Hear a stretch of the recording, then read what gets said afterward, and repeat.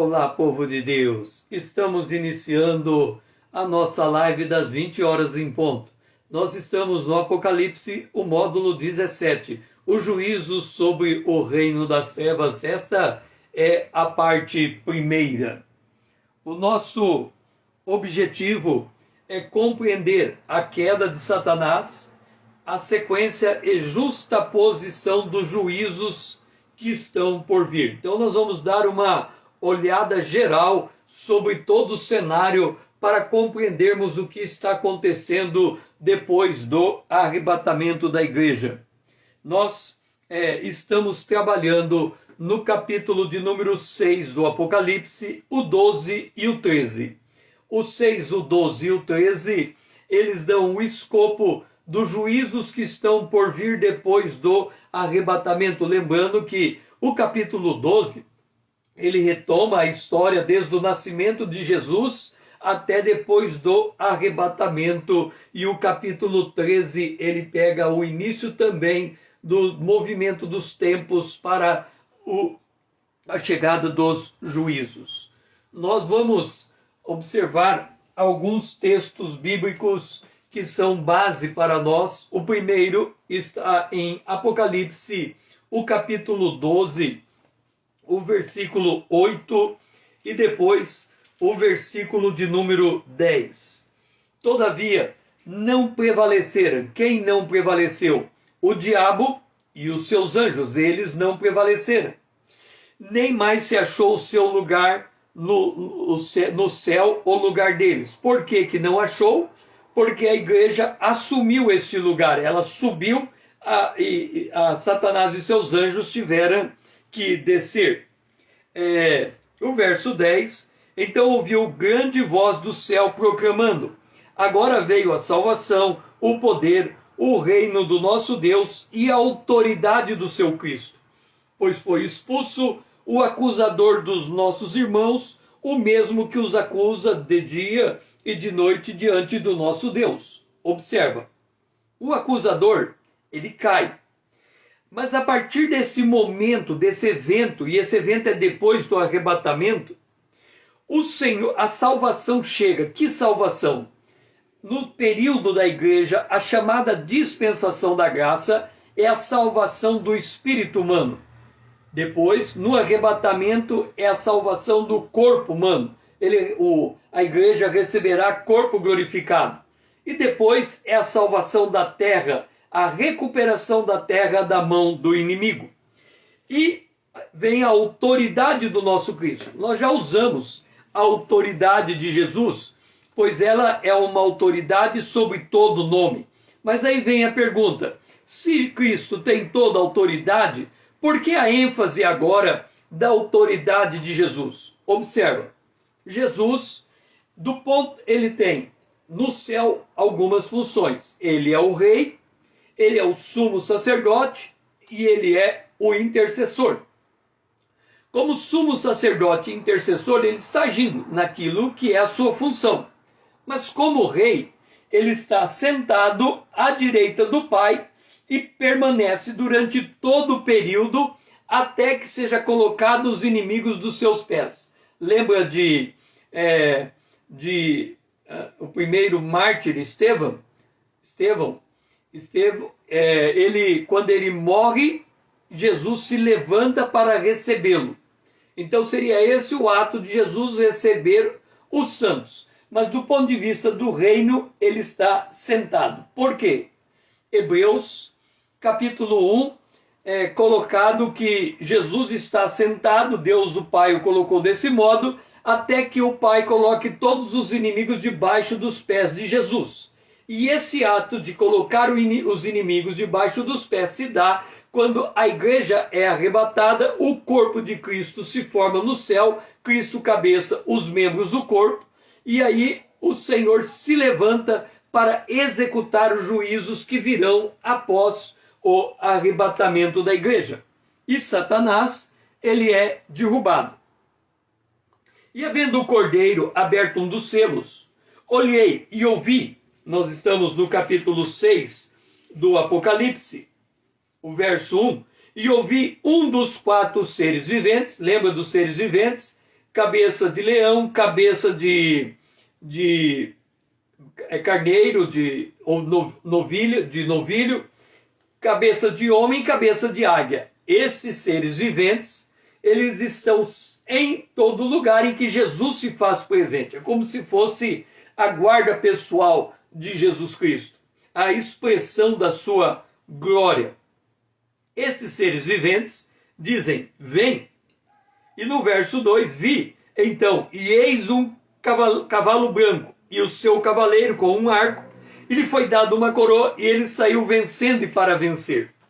Este cavaleiro de Apocalipse no capítulo 6 não é o cavaleiro de Apocalipse capítulo 19. Ambos são cavalos brancos, mas no capítulo 19 é a volta visível de Jesus. No capítulo 6 é a besta, que é dada a ela a autoridade para operar nesse período que vai depois do arrebatamento até entrar na 70ª semana de Daniel, o dia do Senhor, e chegar à batalha de Armagedon, quando Jesus volta e coloca um fim neste estado de coisa. E Apocalipse, o capítulo 13, o versículo 1, neste capítulo, a mesma besta que nós vemos no capítulo 6, a cavalo, ela emerge do mar, uma besta que tinha 10 chifres, 7 cabeças, e sobre os chifres 10 diademas, e sobre as cabeças nomes de blasfêmias. Esta besta, ela sai do mar, em Apocalipse capítulo 17, o mar representa povos, raças, línguas e nações, portanto, esta besta sai do meio das nações, do meio dos homens, é um homem que vai se levantar e vai receber o poder da besta e reinar sobre 10 reinos. Estes são os nossos textos base. Nós vamos, no movimento da revelação, ver uma caça que afronta, o dragão expulso para a terra, e vamos olhar de novo os estágios da queda de Satanás. Primeiro, uma história do Antigo Testamento, em Gênesis capítulo 10, versículo 8 a 10, dizendo: Cuxi também gerou a Nírode, o qual foi o primeiro a ser poderoso na terra. Agora vem um detalhe interessante e necessário para entendermos a caça. Ele era poderoso caçador diante do Senhor, pelo que se diz. Como Nírode, poderoso caçador diante do Senhor. O princípio do seu reino foi Babel, Ereque, Acade e Calné, na terra de Sinai. Por que esta ênfase de que ele era poderoso caçador diante do Senhor? O que é uma caça preciosa? Quem sabe ele caçando, ele poderia caçar leão, elefante, rinoceronte, búfalo, boi, qualquer tipo de animal, os menores, cervo, veado. Ele poderia caçar codornizes, enfim, há uma vasta gama de animais que caçadores usualmente gostam de caçar e tem isso como prática esportiva. Mas eu pergunto para você, qual é a caça mais preciosa do universo? De novo, qual é a caça mais preciosa do universo? Por certo, nenhuma supera o ser humano. Por quê? Jesus disse: a alma de um homem vale mais do que o mundo inteiro. Então, a caça mais preciosa do universo é o ser humano. Por quê? Jesus disse, ele vale mais do que o mundo inteiro. Mas por que ele tem esse valor? Porque o homem foi criado à imagem e semelhança de Deus. Este é o valor intrínseco do ser humano. Ora, o reino das trevas, ele estaria atrás do quê? Caçar o homem. Lá no Jardim do Éden, nós vemos a serpente espreitando a mulher, enganando-a, fazendo ela convencer o homem a comer do fruto proibido, e temos a tribulação que temos até o dia de hoje.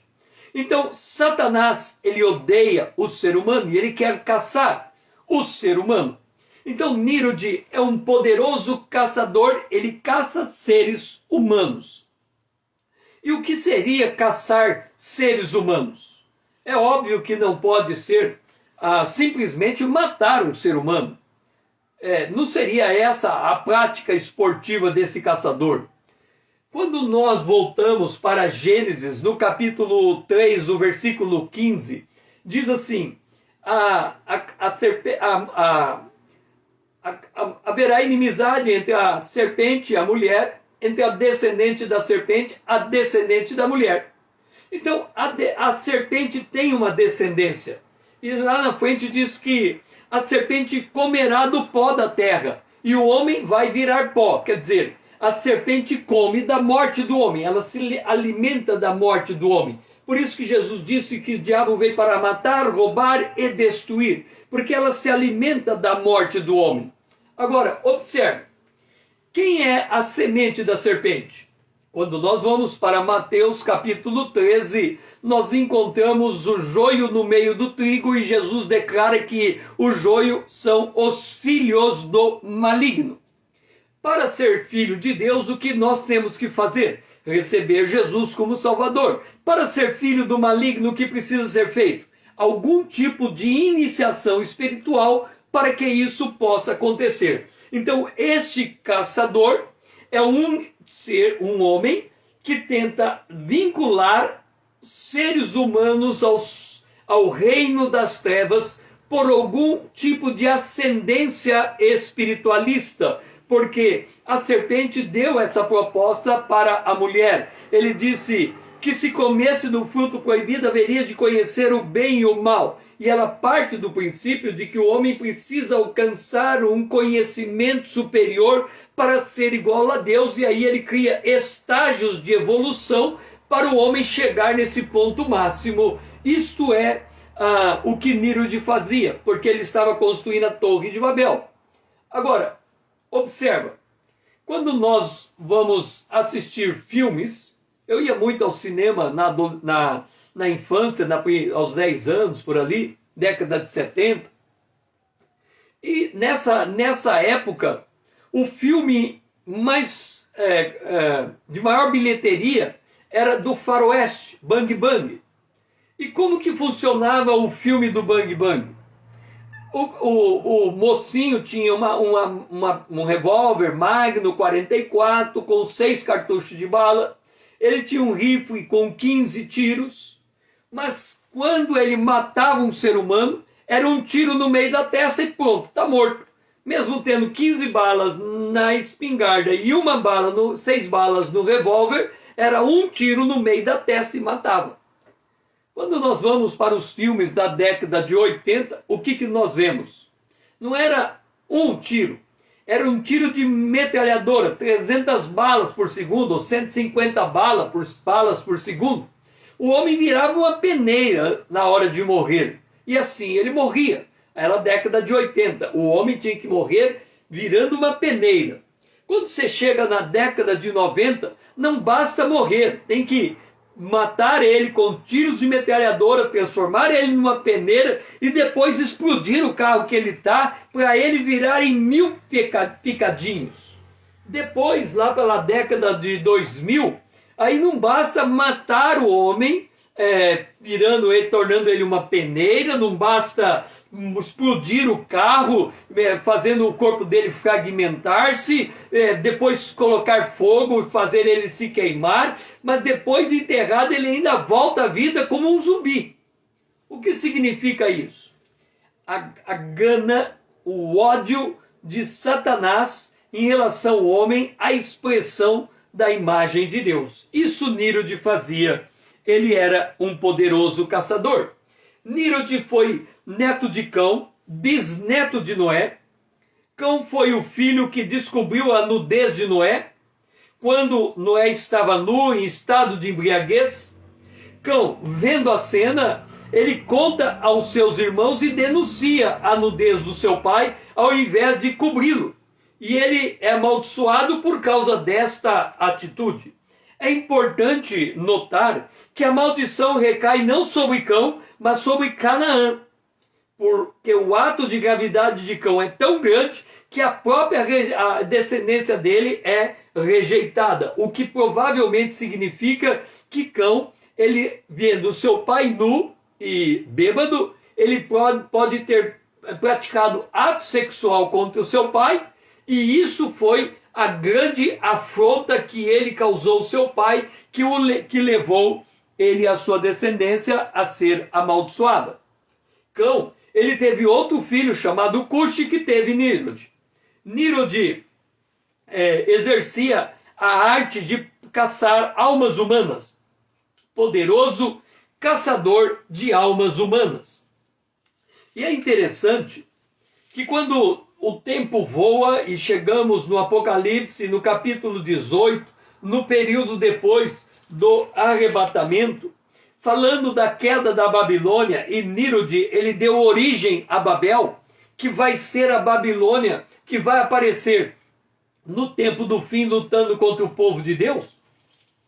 No capítulo 18, nós encontramos praticamente um shopping center, tal o volume de mercadoria que era negociada pelos mercadores da terra. E a lista da mercadoria é ouro, prata, pedras preciosas, púrpura, madeira, toda a qualidade de móvel, de madeira preciosíssima, bronze, ferro, mármore, canela, especiarias, incenso, unguento, bálsamo, vinho, azeite, flor de farinha, trigo, gado, ovelhas, cavalos, carros. E aí a lista continua dizendo: escravos era um tipo de mercadoria daquela época. Nós estamos falando depois do arrebatamento da igreja. Então, depois do arrebatamento da igreja, nós estamos encontrando esse tipo de mercadoria. Deixa eu só acertar uma coisa aqui. Nós estamos encontrando esse tipo de mercadoria, mas não para aí. Continua dizendo, até almas humanas. Almas humanas é a caça de Nírode, que é ligar o ser humano a entidades espirituais, invisíveis do mundo das trevas. Então, o sentido de caçar diante do Senhor ou vender almas humanas está diretamente ligado ao seu vínculo com o reino das trevas, na condição de iniciados que almejam elevar o seu conhecimento como fonte de poder, a mesma fonte que a serpente propôs ao primeiro casal no Jardim do Éden, quando ela disse: se você comer do fruto do bem e do mal, você será como Deus, conhecendo o bem e o mal. E aí inicia esse sentido de que o homem tem que evoluir no seu conhecimento e ascender. Vamos ver aqui. Em Babel foi edificada uma torre, cujo topo deveria tocar o céu. Quando nós lemos a história, logo depois de Nírode, a construção dessa torre, e essa torre para tocar o céu, a ideia aqui não é tijolo sobre tijolo, tijolo sobre tijolo, para passar a estratosfera e chegar no espaço sideral. Não é nada disso. Porque não é possível. Depois de uma certa altura, o ar é rarefeito, o homem não consegue estar ali naquele lugar. A ideia era criar uma torre como um observatório celestial para estudo e movimento das estrelas, movimento dos astros, permitindo toda sorte de adivinhação, inquirição astrológica e obras de feitiçaria. Era nesse processo que se vendia a alma humana e ela se ligava a essas forças espiritualistas que vai fazer essas ligações com esses seres das trevas. O objetivo desta torre era aglutinar todos os povos em um único lugar de peregrinação. É importante nós lermos Gênesis, o capítulo 9, uma das ordens mais importantes de Deus para a humanidade. Está registrada no verso de número 7. Mas sede fecundos e multiplicai-vos, povoai a terra e multiplicai-vos nela.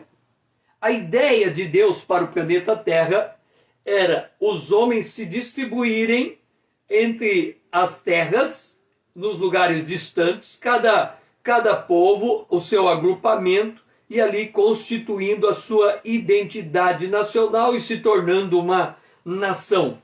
A ideia de Nírode e dessa torre era impedir esse espalhar na terra, fazer um ajuntamento, e nesse ajuntamento eles estavam se rebelando contra Deus. É por isso que quando Deus desce e olha o que está acontecendo, ele resolve fazer uma intervenção. Porque se ele não intervisse, ele teria que fazer como foi no dilúvio, quando os homens se reuniram e se levantaram contra Deus, construíram uma sociedade fora da presença de Deus, contrário à vontade de Deus, às ordens divinas, e chega ao ponto em que Deus tem que intervir com destruição total. Para evitar isso, Deus confunde a língua daqueles homens. Ao confundir as línguas, eles são obrigados a se separar um dos outros. E aqui nós temos uma questão importante. Nós estamos vendo o processo de globalização e multiplicação do conhecimento. Em parte, isso é o cumprimento da profecia de Daniel, no capítulo de número 12, o versículo 4, quando diz: Tu, porém, Daniel, encerra as palavras e sela o livro até ao tempo do fim, muitos o esquadrinharão e o saber se multiplicará. Observa, nós estamos falando do tempo do fim. O advento da internet, ela se dá no ano de 90. A internet foi inventada antes, desde 1950. Já estava trabalhando nos mecanismos da internet. Mas em 1990 ela ganha um boom, e ela expande por todo o mundo. E esse advento da internet, por trás dele tem uma multiplicação do conhecimento. E observa que a multiplicação do conhecimento, ela tem uma meta a ser alcançada do ponto de vista do reino das trevas. E esta meta é o número 666. Por quê? Porque aquele número, quem não o tiver, não poderá comprar e nem vender. Significa que ele controlará todo o dinheiro digital do mundo, e quem não estiver dentro do sistema não poderá comprar. Então, para chegarmos naquele nível, o conhecimento tem que se multiplicar antes daquela época. Portanto, agora, na época em que nós estamos vivendo, antes mesmo do arrebatamento da igreja. Então, este movimento da multiplicação do conhecimento é uma evidência da volta eminente de Jesus Cristo. Mas observa um detalhe. Quando Jesus ele olha para Babel e percebe que os homens estão fazendo algo contrário à vontade de Deus, qual é a atitude de Jesus? A atitude de Deus? Separar pela mistura das línguas. Eles não se entendiam mais e aí tiveram que cada agrupamento linguístico ir para uma determinada região, e assim se distribuiu a 70 nações depois do arrebatamento. Observa, a internet, ela está quebrando as diferenças de língua. Hoje você pega qualquer texto em qualquer língua e você traduz ela para o português. Então, a internet está fazendo o oposto do que Deus fez. Deus misturou a língua, a internet está unificando as línguas. Por isso que ela caminha para a marca da besta.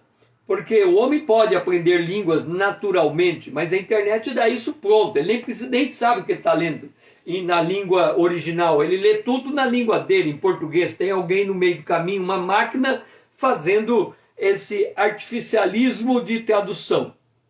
Então, essa situação de Nírode, de Babel, vai refletir nos juízos que vão cair depois do arrebatamento da igreja. Então vamos recapitular a cena que estamos observando. No capítulo 6, veio, pois, o cordeiro, tomou o livro da mão direita daquele que estava sentado no trono. No capítulo 5.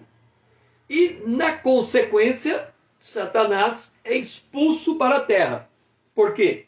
Porque ele foi expulso a hora que a igreja foi arrebatada e subiu aos céus. Há uma porta que vai se abrir, a igreja vai entrar, e quando ela entra onde está o trono de Deus, o cordeiro diante do trono, 24 tronos em volta, e nesse concomitante a essa cena que nós estamos vivenciando logo depois do arrebatamento, Satanás está caindo para a terra.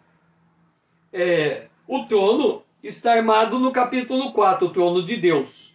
Capítulo 4 do Apocalipse, o verso 2 e 3. E eis armado no céu um trono, e no trono alguém assentado, e esse que se achava sentado era semelhante no aspe, a pedra de jaspe e a de sardônio.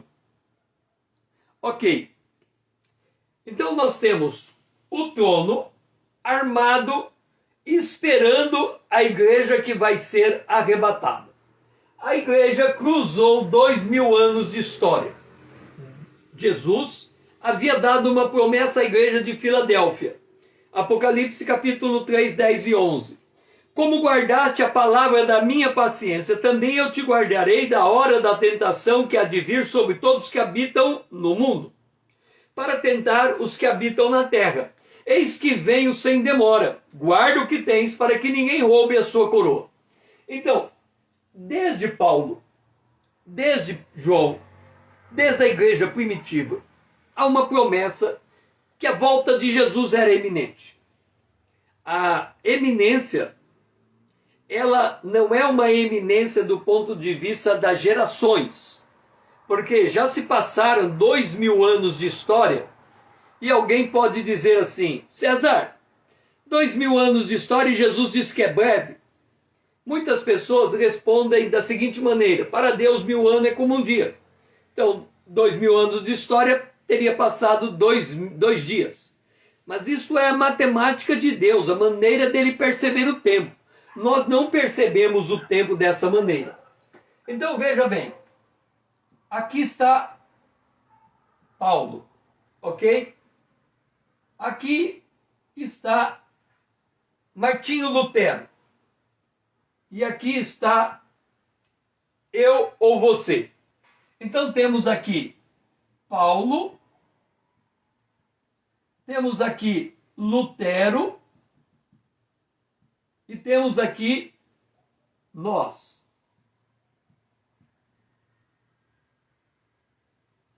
Temos aqui nós, ok? Agora observa, de Paulo até hoje passaram-se 2000 anos de história, ok? Eu não sei quanto tempo dá de Lutero até hoje. Lutero, deixe-me ver, 1400, 1500, por ali, 1400, 2000, 1600, vamos pôr aqui 600, 700 anos. Lutero com 700 anos. É o tempo que levou Jesus para chegar até hoje. E nós aqui estamos aguardando esse tempo, ok? Agora eu pergunto para você, quantos anos Paulo viveu? Vamos colocar que Paulo viveu muito. Vamos colocar que ele viveu... Vamos colocar aqui que Paulo viveu 60 anos. Quantos anos Lutero viveu? Não sei, mas vamos colocar que Lutero viveu 60 anos. Quanto tempo nós podemos viver aqui? Vamos dizer que a nossa expectativa de vida por causa da pandemia também vai a 60 anos. Agora note, depois de 60 anos, o que acontece? vem a morte. Ok? Se vem a morte, o que acontece depois da morte? O tempo para de contar, porque o sol não faz volta no mundo dos mortos. O tempo só conta para os vivos. Então, Paulo viveu quanto tempo? Para efeito de raciocínio, 60 anos. Lutero viveu quanto tempo? Para efeito de raciocínio, 60 anos. Nós podemos viver quanto tempo? Para efeito de raciocínio, 60 anos. Se nós morrermos, qualquer um destes, e acontecer o arrebatamento com a consequente ressurreição, e eles se despertarem, quanto tempo passou entre a morte e a ressurreição? Nada. Nada. Seria o equivalente a você dormir e acordar de manhã cedo. O tempo não contou para eles. Então, a volta de Jesus está linearmente perto de todo o ser humano. Porque quem morre em Cristo, o tempo para de contar. E quem está vivo não vai chegar no tempo de superar, vamos dizer aí, 120 anos. E aí vem a ressurreição e ele vai. Então, no período de vida de cada indivíduo, há uma proporcionalidade da volta de Jesus. Por isso Jesus pode dizer, eu venho sem demora, porque a vida passa muito rápida, passou para Paulo, passa para todos, passa por nós.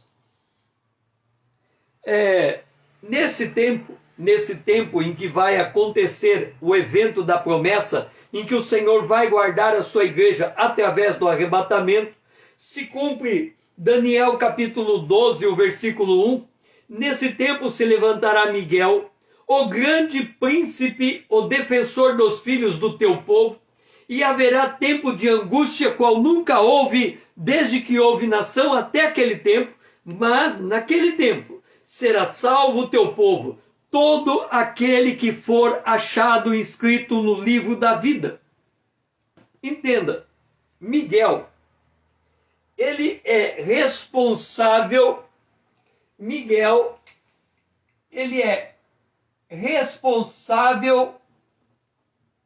por todo aquele que está escrito no livro da vida, portanto inclui a igreja e principalmente Israel. Ele é o príncipe de Israel, mas ele tem a incumbência de guardar a igreja. Entenda, a batalha pelo arrebatamento, ela não está começando agora. A batalha pelo arrebatamento, ela acontece desde a morte e ressurreição de Jesus. Porque no capítulo 12 de Apocalipse, a mulher vestida de sol está à espreita da mulher grávida, o grande dragão está à espreita da mulher grávida vestida de sol, esperando arrebatar, capturar, matar o filho dessa mulher, que é Jesus. Jesus, ele não é arrebatado, ele é elevado aos céus. Quem vai ser arrebatado é o corpo de Cristo, a igreja, a última geração.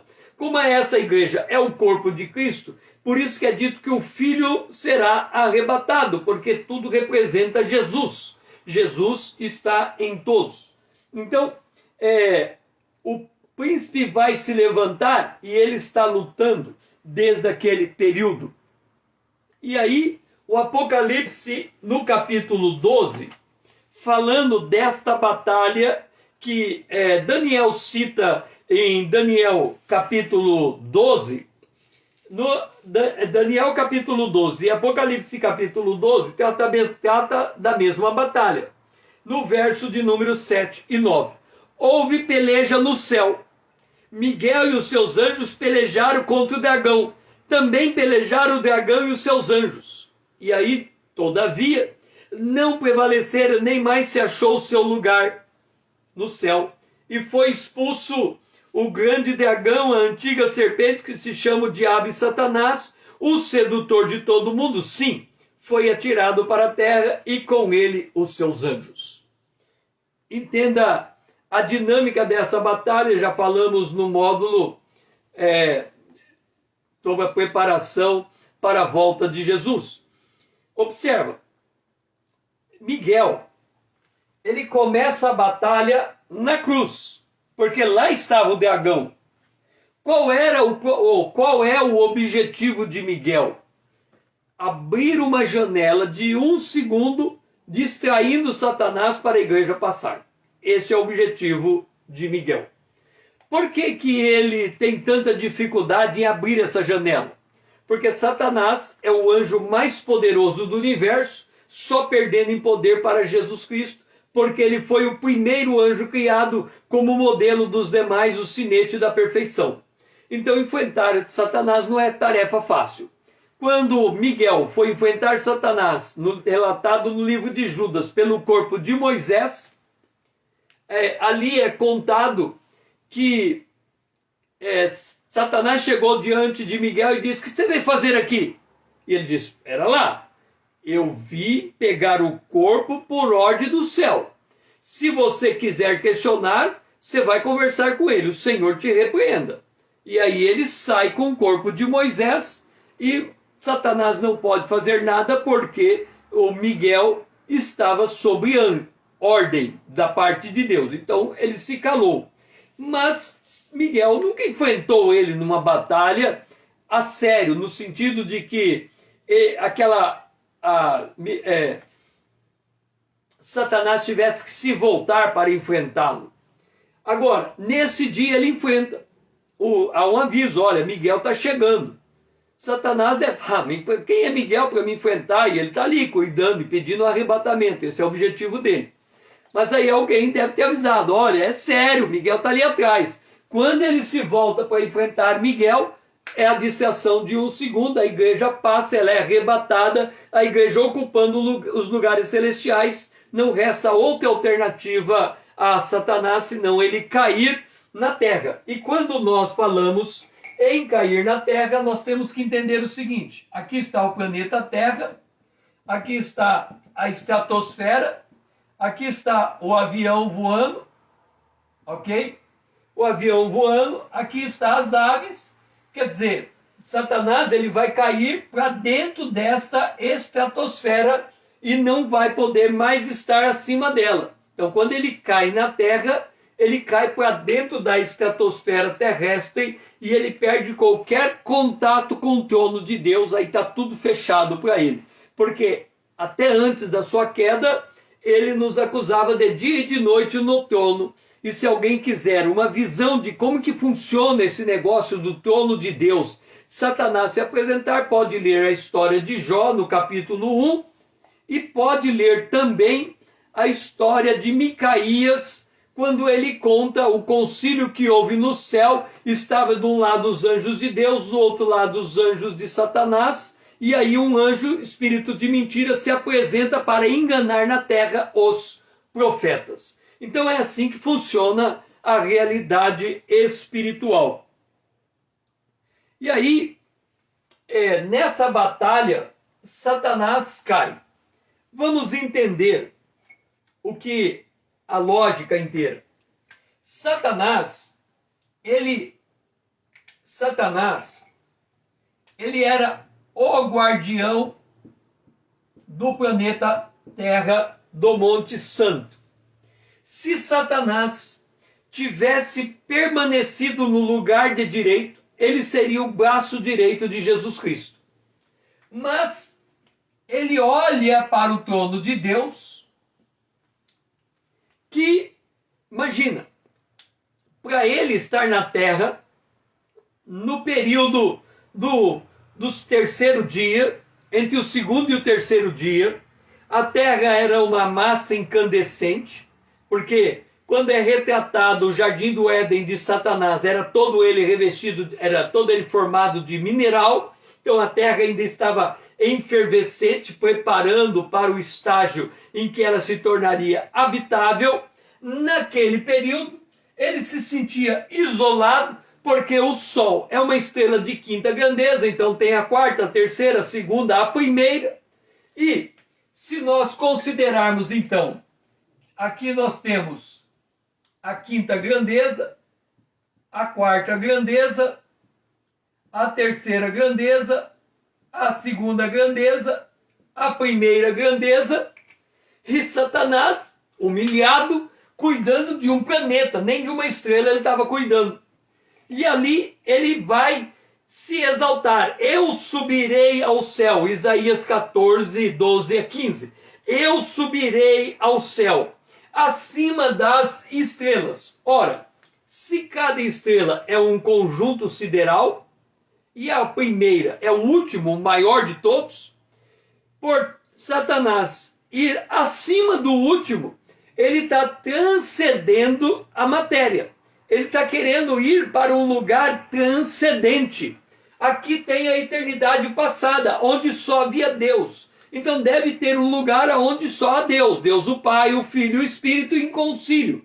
O trono é armado. O trono de Deus é móvel. Deus sai daquele lugar e vem ao encontro da humanidade, dos homens remidos. Satanás, ele queria se colocar lá daquele lugar, sabe, sei lá onde vai ser esse lugar, é um lugar transcendental, porque é acima das estrelas. E aí, ele cai. Como caíste do céu, ó estrela da manhã, filha da alva. Então, esta é a primeira queda de Satanás.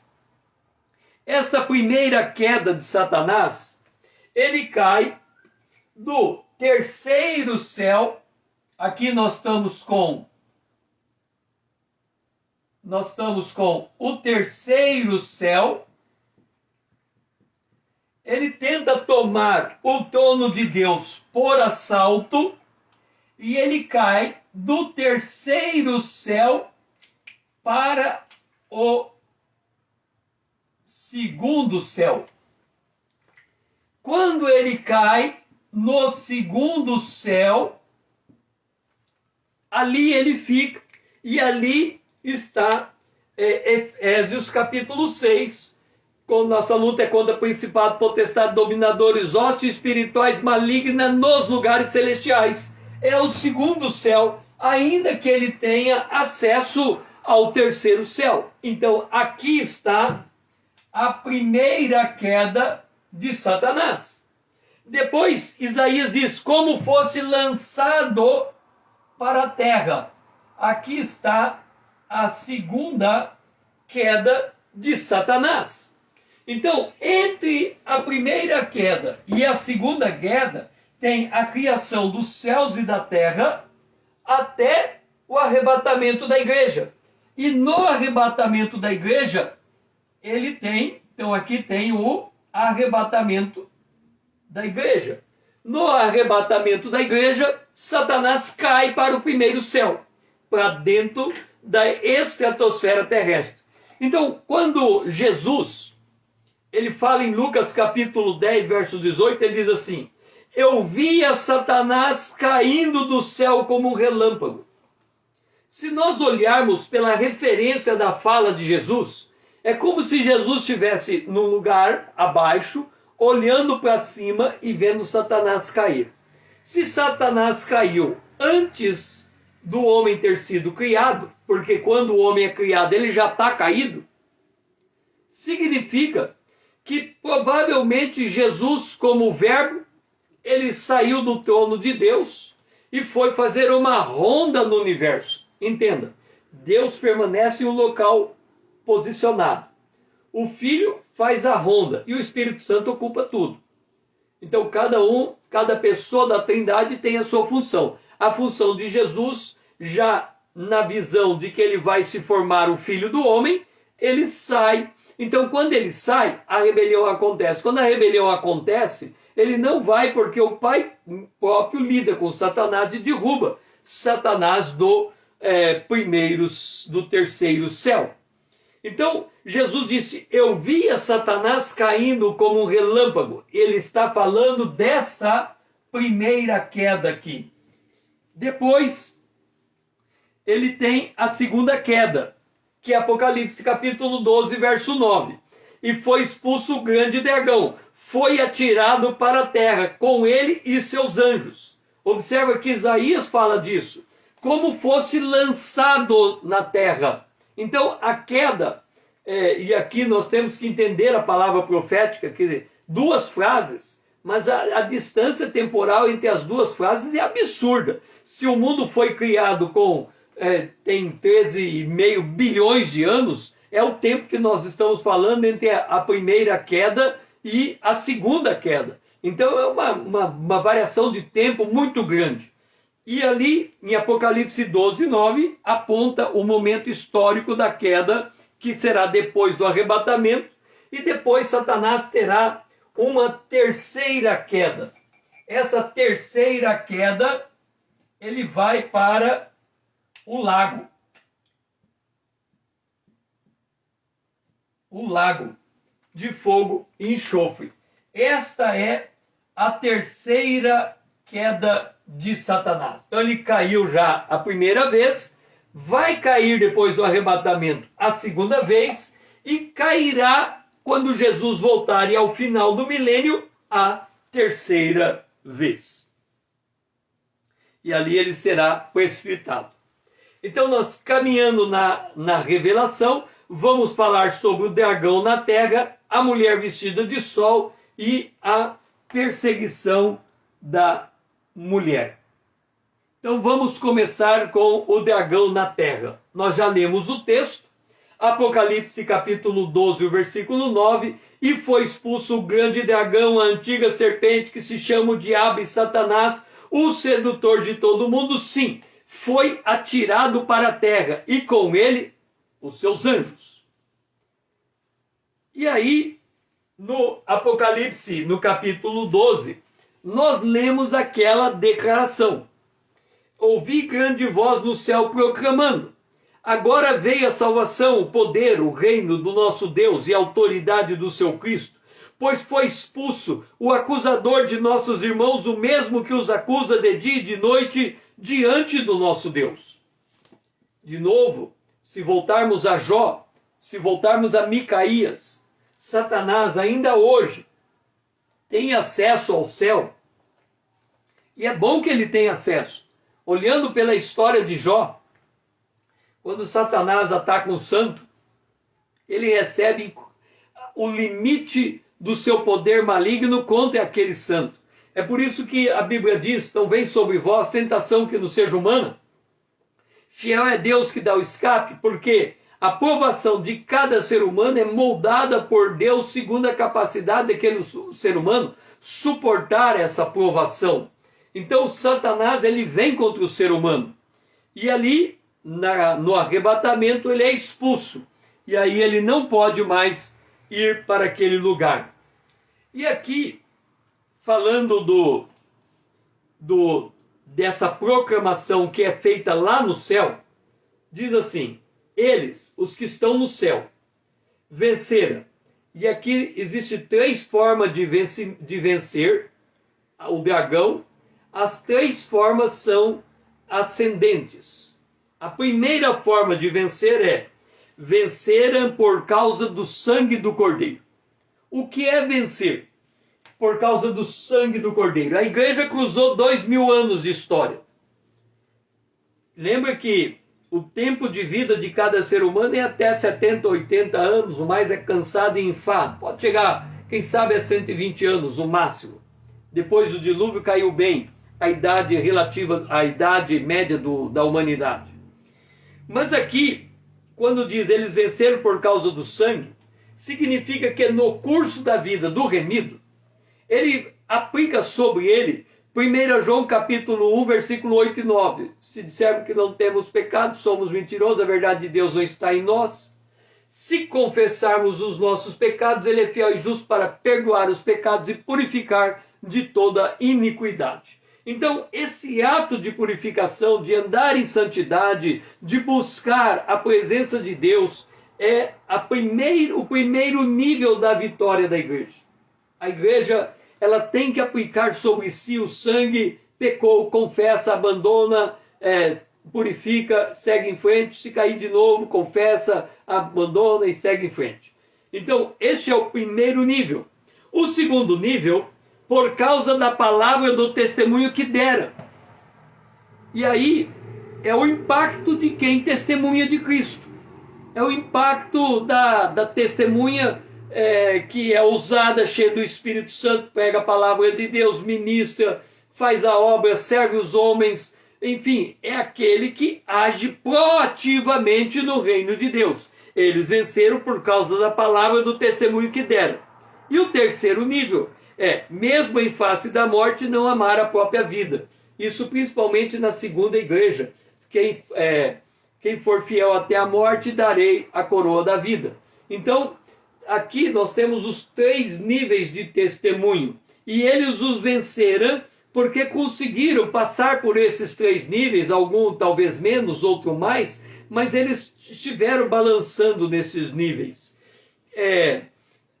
Por isso, festejai aos céus, porque a igreja já foi arrebatada, está lá, mas ai da terra, os que nele habitam, ai da terra e do mar, pois o diabo desceu até vós. Aqui parece que ele foi por vontade própria, né? Na verdade ele caiu, mas aqui está dizendo que ele assume que ele caiu e ele se volta de fato contra a humanidade nesse período de 10 anos e meio, que vai ser o período depois do arrebatamento, em que ele vai ter que enfrentar o que vai vir. Sabendo que pouco tempo lhe resta, ele está cheio de grande cólera. Por isso, Apocalipse capítulo 12, versículo 13. Quando, pois, o dragão se viu atirado para a terra, ele perseguiu a mulher. Quem é a mulher? Israel. Israel, Deus vai marcar 144 mil judeus, e eles vão estar preparados para enfrentar o diabo e seus anjos até a volta de Jesus na batalha de Armagedon. Só que antes de acontecer a marca dos 144 mil judeus, entre um período que vai existir entre o arrebatamento e a marca dos 144 mil, Deus vai esconder Israel. E esse esconder Israel vai durar o espaço de 3 anos e meio, que é o período entre o arrebatamento e o começo da 70ª semana de Daniel, ou o arrebatamento e o começo do dia do Senhor. Então, o cordeiro, ele toma para si o livro com a mão direita, e Satanás cai, ele vai em busca da mulher, a mulher perseguida pelo dragão. Quem é esta mulher? Vamos recapitular quem é esta mulher. Observe a sequência. Viu um grande sinal no céu, a saber, uma mulher vestida de sol. Esta mulher é Israel. É uma retomada da história da igreja. Lembra que Jesus veio na plenitude do tempo?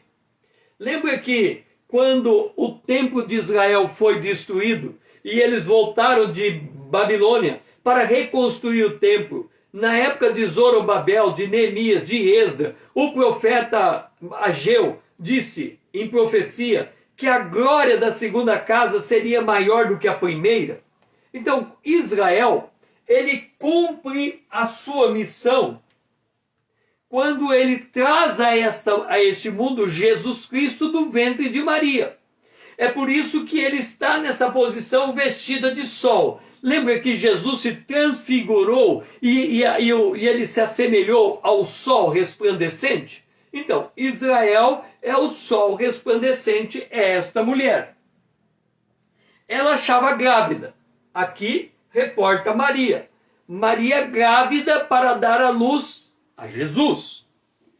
Isso é Maria.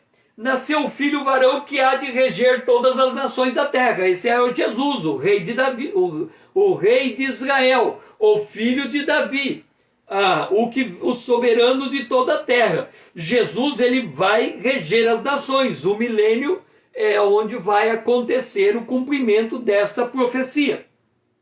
Esse é Jesus. Aí o texto diz, e o seu filho, o filho da mulher, foi arrebatado. Aí tem um problema na história. Jesus não foi arrebatado, ele foi assunto ao céu. Então, se quem vai ser arrebatado é a igreja. E a igreja aqui está ligada no Espírito Santo. Por que ela é filho arrebatado? Porque a igreja é corpo de Cristo. Cristo é o cabeça, a igreja é corpo. Então, quando a gente olha para a igreja, nós vemos Jesus Cristo formado com a igreja um único corpo. Lembra que Saulo perseguindo os discípulos, o sol resplandece, a luz resplandece diante dele, e aí o Senhor se apresenta e ele, quem é? O Senhor fala, eu sou Jesus, aquele que você persegue. Paulo perseguia crente. No entanto, perseguir o cristão é como perseguir o próprio filho, próprio Jesus. Por isso, o filho que vai ser arrebatado, este é a igreja, todos os nascidos de novo. E aí a mulher foge para o deserto. Esta mulher que foge para o deserto é Israel, depois do arrebatamento, vai passar um período de 3 anos e meio, e aí começa o dia do Senhor, os 144 mil judeus são selados, Apocalipse capítulo 7, quer dizer, do Apocalipse capítulo 6, que são a abertura dos 6 selos, vai levar 3 anos e meio. E os judeus são marcados no 7º selo. Ali começa o dia do Senhor. Então, essa mulher, nesse período, vai ser protegida por Deus. Quando, pois, o dragão foi atirado para a terra, ele perseguiu a mulher que dera filho à luz ao varão. Nós vamos, quando nós entrarmos na abertura dos selos, vocês vão entender o grau de perseguição que Satanás vai armar contra Israel antes de assinar o acordo com Israel, o acordo que desencadeia o dia do Senhor. Então, este é o quadro que temos que apresentar hoje. Nós temos que continuar. Se amanhã, às 20 horas em ponto, se você puder estar comigo, eu estarei dando continuidade ao juízo sobre o reino das trevas, a parte 2, porque ainda há muito detalhe a avançarmos antes de começarmos a abertura dos 7 selos. Faço um convite a você fazer parte da minha comunidade aqui no Instagram com César Azevedo, ou ali no YouTube com César Azevedo, e também convido você a distribuir esse vídeo. Me ajude a levar essa mensagem mais longe, porque se nós despertarmos a igreja se colocando de pé, o próprio Cristo a instruirá. Então, eu desejo que você tenha um restante de dia abençoado na presença de Deus e que o Senhor seja louvado.